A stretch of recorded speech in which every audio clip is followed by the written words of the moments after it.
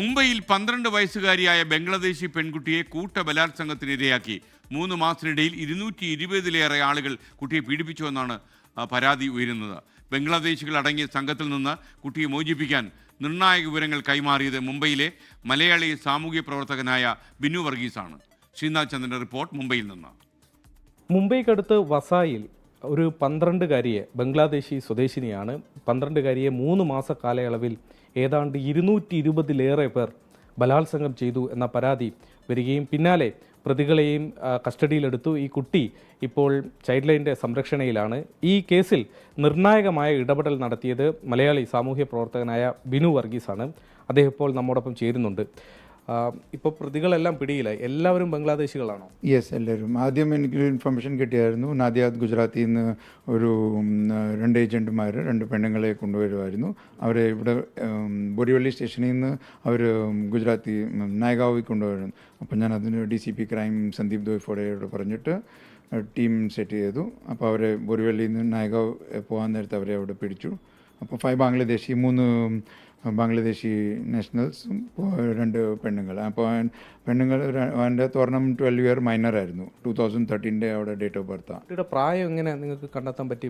അവിടെ മൊബൈലിനകത്തു നിന്ന് അവിടെ ലിവിങ് സർട്ടിഫിക്കറ്റ്, ബർത്ത് സർട്ടിഫിക്കറ്റ് കിട്ടി. അതിൻ്റെ അകത്ത് 2013 അവിടെ ഡേറ്റ് ഓഫ് ബർത്ത് ഉണ്ട്. ഇവർ ബംഗ്ലാദേശികളായി തന്നെയാണോ ഇവിടെ കഴിയുന്നത്? ഇവരുടെ പക്കൽ ഇന്ത്യൻ രേഖകൾ എന്തെങ്കിലും ഉണ്ടായിരുന്നു? ഇന്ത്യൻ ഇവരുടെ കയ്യിൽ പാസ്പോർട്ട് ഇവിടുത്തെ ഉണ്ടാക്കിയിട്ടുണ്ട്, ആധാർ കാർഡ് ഉണ്ടാക്കിയിട്ടുണ്ട്, പാൻ കാർഡ് ഉണ്ടാക്കിയിട്ടുണ്ട്, ഇവിടുത്തെ ബാങ്ക് പാസ്ബുക്ക് ഉണ്ടാക്കിയിട്ടുണ്ട്, എല്ലാം ഇവിടുത്തെ ഉണ്ടാക്കിയിട്ടുണ്ട് നായകാവിലെ.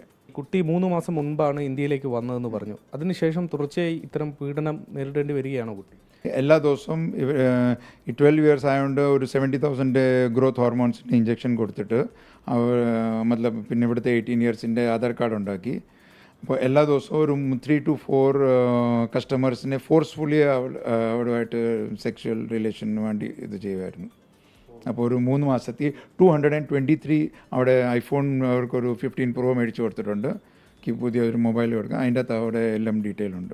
220-ലേറെ ആളുകളുണ്ടെന്നാണ് പറയുന്നത്. ഈ നമ്പർ എങ്ങനെയാണ് നമുക്ക് സ്ഥിരീകരിക്കുന്നത്? അവിടെ മൊബൈലിൻ്റെ അകത്ത് എല്ലാം കസ്റ്റമറിൻ്റെ റിപ്പീറ്റ് മതലബ് ടിക്ക് ഇനി എപ്പോഴാണ് കാണുന്നത് എല്ലാവരുടെയും അവിടെ ചാറ്റുണ്ട്. എവിടെ നിന്നാണ് ബംഗ്ലാദേശിൽ, എന്താണ് അവരുടെ ഒരു പശ്ചാത്തലം, എങ്ങനെ ഇന്ത്യയിലേക്ക് എത്തിപ്പെട്ടു എന്ന്?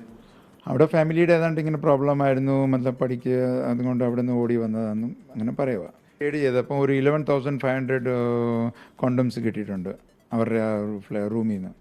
ഈ കേസ് ഇപ്പം എങ്ങനെയാണ് അതിൻ്റെ ഒരു സാഹചര്യം? ഒരു SIT ഫോം ആവുക ഇവിടെ മീരാ ഭായിന്ദർ കമ്മീഷണറേറ്റ് ഹെഡഡ് ബൈ ഒരു DCP ആയിരിക്കും. അപ്പോൾ ഇതിൻ്റെ തറോ ഇൻവെസ്റ്റിഗേഷൻ, കാരണം ഒത്തിരി NGOസും ഹാർമണി ഫൗണ്ടേഷൻ്റെ ഡോക്ടർ എബ്രഹാം മത്തായും വേറെ കുറേ NGOs ഇതിൻ്റെ അകത്ത് ഇൻ്റർഫിയർ ചെയ്തിട്ടുണ്ട്. ആരോഗ്യ പ്രശ്നങ്ങൾ ഏതെങ്കിലും തരത്തിലുണ്ടോ?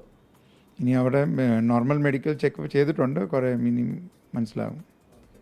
അതായത് ഗുരുതരമായൊരു കേസാണ്. 12 വയസ്സ് മാത്രം പ്രായമുള്ള ഒരു കുട്ടി 3 മാസ കാലയളവിൽ 200-ലേറെ പേരാൽ ബലാത്സംഗം ചെയ്യപ്പെടുക. ഇതിൻ്റെ നിയമ നടപടികൾ മുന്നോട്ട് പോകുന്നു. ഒപ്പം തന്നെ കുട്ടിക്ക് വൈദ്യസഹായം അടക്കമുള്ളത് ലഭ്യമാക്കാനുള്ള ശ്രമങ്ങളും നടക്കുന്നുണ്ട് എന്നതാണ് നമ്മൾ മനസ്സിലാക്കുന്നത്. മുംബൈയിൽ നിന്നും വരുൺ വടശ്ശേരിക്കൊപ്പം ശ്രീനാഥ് ചന്ദ്രൻ, 24. ലോകത്തെവിടെയായാലും ഏത് സമയത്തും 24 വാർത്തകളും ഓഗ്മെന്റഡ് റിയാലിറ്റി പാക്കേജുകളും എക്സ്പ്ലെയിനറുകളും വിശദമായി കാണാൻ ഞങ്ങളുടെ YouTube ചാനൽ നിങ്ങൾക്ക് സബ്സ്ക്രൈബ് ചെയ്യാം.